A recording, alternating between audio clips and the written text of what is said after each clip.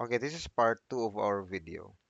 So sa part 1, not that one. Okay. So part 1, we have here this differential amplifier, and then we need to improve that and change that to this one. Now the problem with the first circuit is, I think I have mentioned this already in our discussion, nga kini nga node diri class, napo din siya ay oscillation. And this is 180 degrees out of phase with VO. Now, kung si VO lang ang atong i-output padulong sa, let's say, a second amplifier to boost this signal further. So, mahimo siyang butang tayo inana. So, sayang ni siya. If only this can contribute to the signal here, probably mudako pa na siya. So, how do we make it contribute no, to the other branch of the circuit? So, we make use class of the um, kanang tawag ani current mirror. Why? Suppose you have this signal. So ang VO kay paana. Now kining signal diri kay naka-connect man sa base, napo ni siya. And if you remember class sa mga transistors, kung naa ko input signal ngayon ani, ang collector, okay, kung i-probe na to si collector, inverting na siya. Kung sa emitter, non-inverting. So ibig sabihin kini siya class dinhi, mo produce pud na siya og paana. Mo-add siya sa katong naa nay oscillation daan nga same niya og phase. So now it's additive. So dili siya masayang. Mo-add siya ba? Mo-contribute siya. Now let's go to the mathematical analysis. Okay, let's begin here. So for the DC analysis class, drawingon na to siya sa to PMOS, PNP. Okay, na arrow din ha. Dayon NPN. Okay. Then na po isa din hina. Tapos dinhi. Okay, dayon dinhi. Tapos negative 9 volts and then positive 9 volts. Naka-mirror siya. Our goal in the DC analysis class is to determine RE.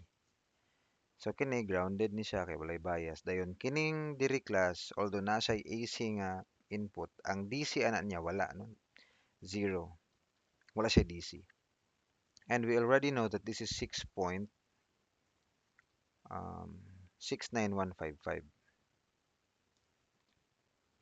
69155 milliampere. So matunga ni siya class. Okay. Actually, may hinay ko storya kay action ko kalipong. Okay, divided by 2.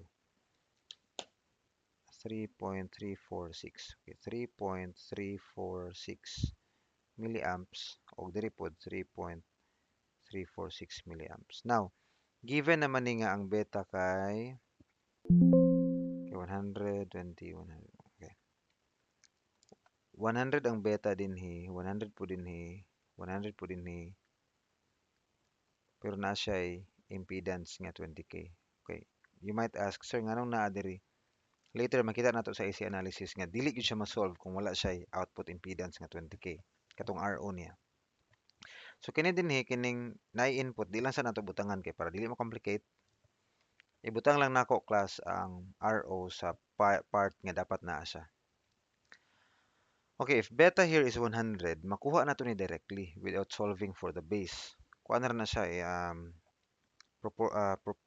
ratio and proportion na siya. So 3.346 mahimo na siyang 3.346 times 100 over 101. So you have 3.313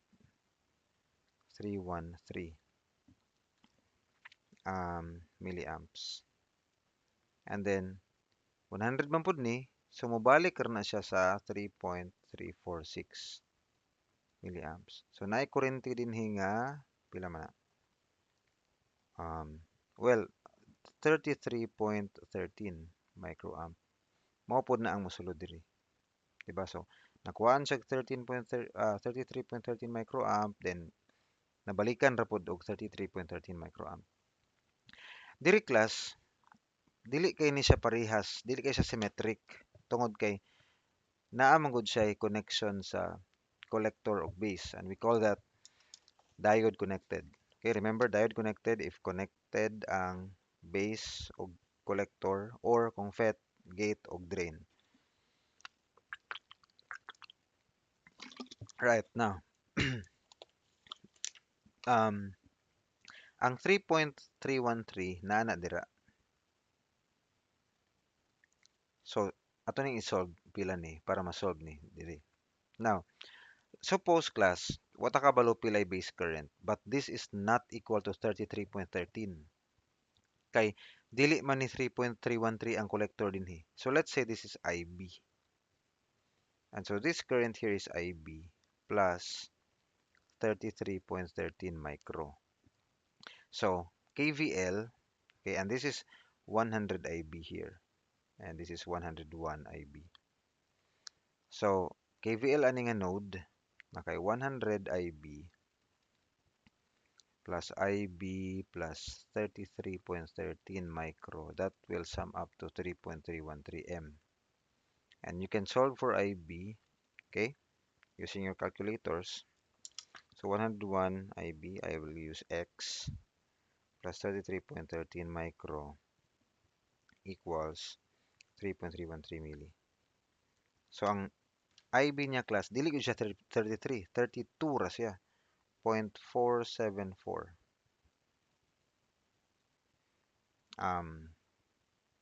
what microampere, such that this IE here, okay, times ani mo 101, this is equal to false 32.474 times 101.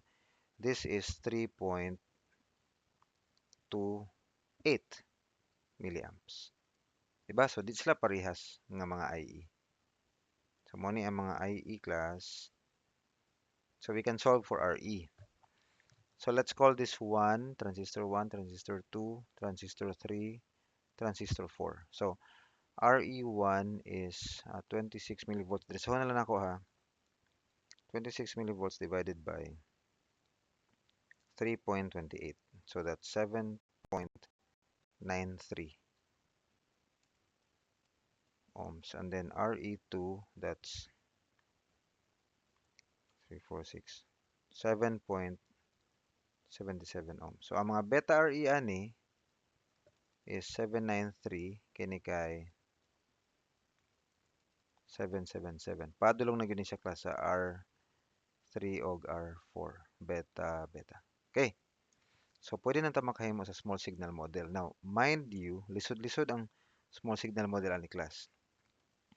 So, we have input VI. I-trace gyud na ninyo. So, first natay beta RE. So, natay 777.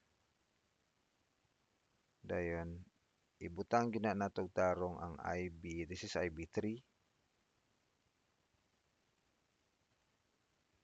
Dayon, okay. Dayon, okay. Ahaman sa padulong, collector gihapon sa PNP. So, ang collector sa PNP kay nani, that's beta 1, that's not beta 1, beta IB1.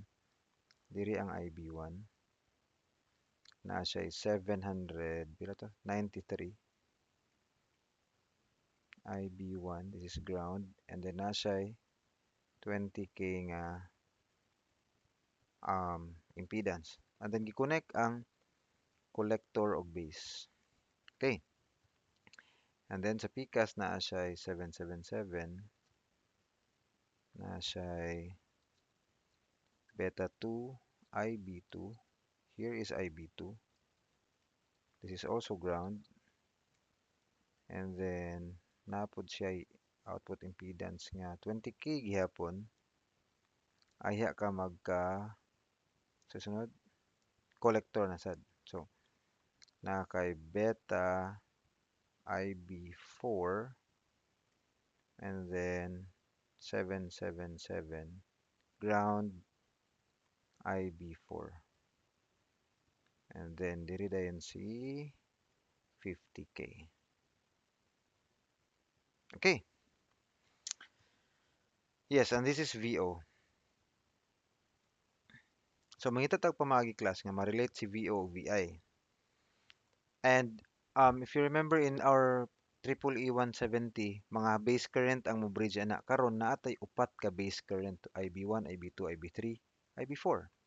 Let's try to check the expression for VI o expression sa VO. O tanawon na to unsay mga base current nga maka-affect sa iya. So for VI, this is equal to 777 IB3 plus 50K times beta plus 1 IB3 plus IB4. Okay? Kay ang mo-flow dira kay beta plus 1 IB3 man. Diri kay beta plus 1 IB4. Yeah, beta plus 1 is 101. Okay. So VI is affected by IB3 and IB4. VO on the other hand, unsa na to ni? VO is this one. And this current is the difference ang nabilin sa BI4 o BI2. So VO is actually negative 20K times 100 times IB4 minus IB2. Okay? 20K. Ang iyang kuryente nga miagi kay 100 IB4 minus 100 IB2. So, ako na lang gipagawas ang 100. Okay. So, ang VO kay affected by IB4 and IB2. And VI kay affected by IB3 and IB4. So, saan man nato na pag-relate sila. So, okay. Well, kini nga voltage class is the same. Okay? Kini po do. Kini voltage the same. Therefore, 793 times IB1 equals 777 IB2. So we are able to relate IB1 and IB2. Okay? Sige na, IB2 si VO, pero why IB1 si VO? Anyway, and then also beta IB3 is actually the sum of beta plus 1 IB1. Ako na lang 101 ha. 100 na siya dira ganina. 101 IB1 and this current here. Unsa man ang kuryente ha? Kana ang kuryente is the voltage divided by 20K, right? So what voltage is that? That is 793 IB1. That's the voltage. We divide by the resistance 20K. So that's now the current. So I was able to relate IB3 and IB1. Okay, so look at this. IB3 is related to IB1. IB1 is related to IB2. Okay. And then kinahanglan tag relationship ni IB4. How can we connect that? So probably IB3 and IB4 are closely connected. Tungod ano. So yeah, IB3 is connected to IB4. And then VO is IB4 IB2. Okay? Tawa VO, VO. V1 is IB3 IB4. V1, VI, VI. So unsay common? Pwede nato nga i3 na lang tanan. Kay kung i4 mo gud nato, moagi patag 2, i-relate nato ni 1, i-relate nato ni 3, i-relate nato ni 4. So probably it's much better if VI is related to IB3, VO is related to IB3. Okay. Now, do we have a relationship between IB4 and IB3 only? Yes, naatay nani. Pero naman siya VI, so we need another um, relationship or another expression that relates IB3 and IB4. And I think makuha nato na dira sa ubos. So this node here, let's say VE, is VE po ni diri.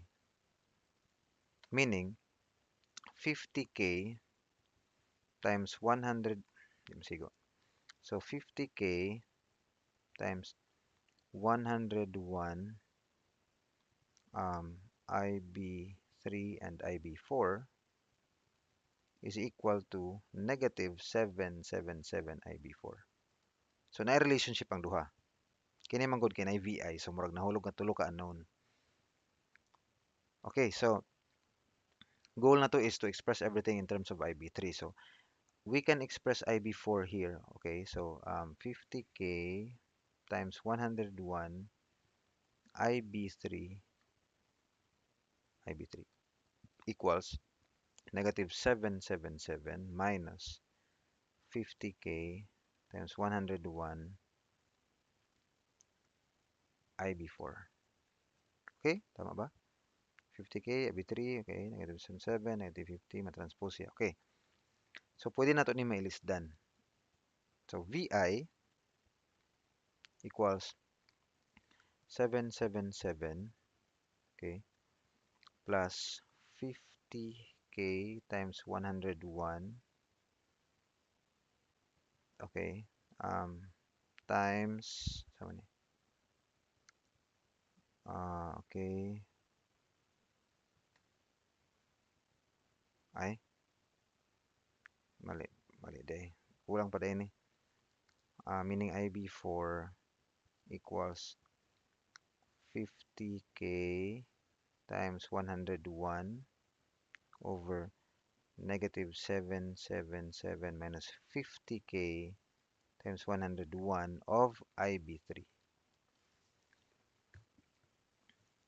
So, kini siya, tama ni, then pa siya plus 50k times 101 times, wala na, square na siya, over negative 777 minus 50k times 101. Okay, B? Tama ba ni?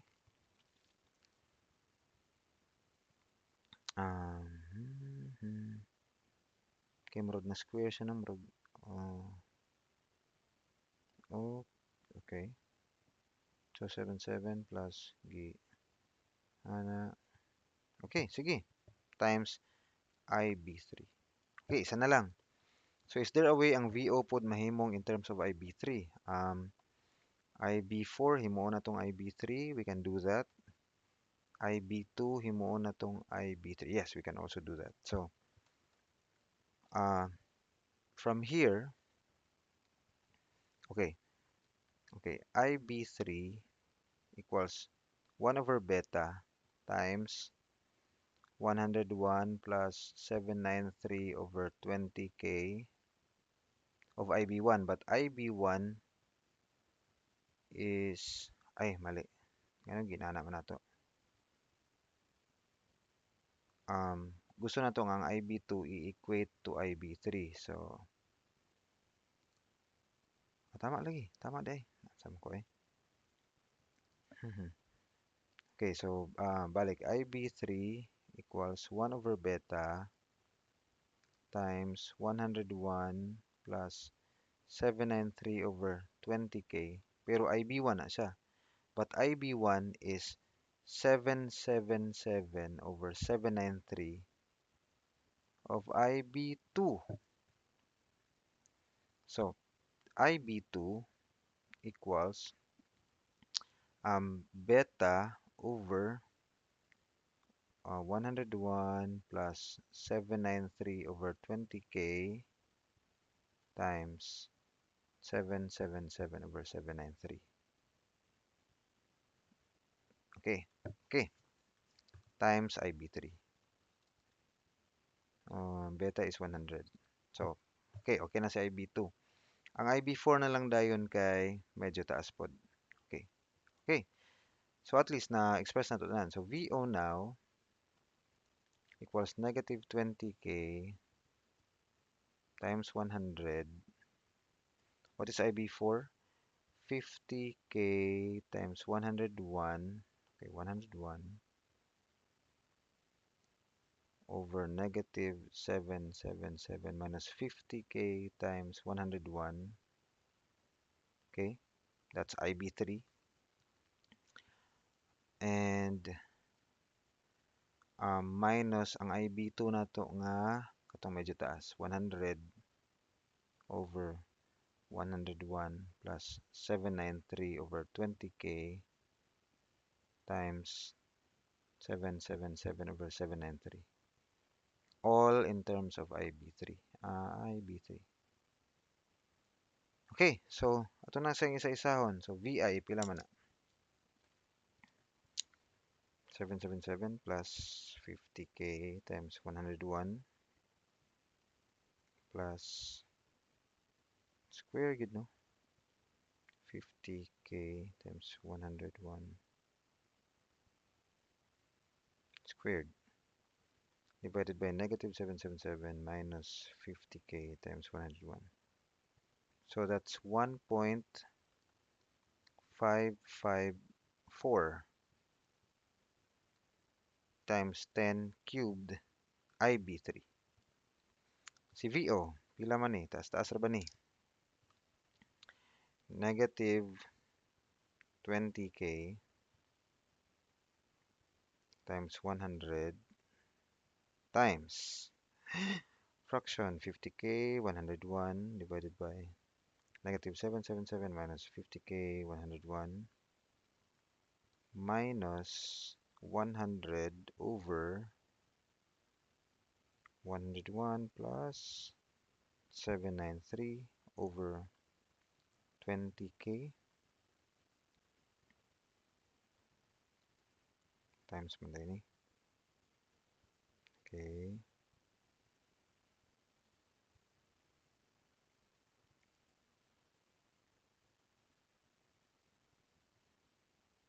Times 777 over 793.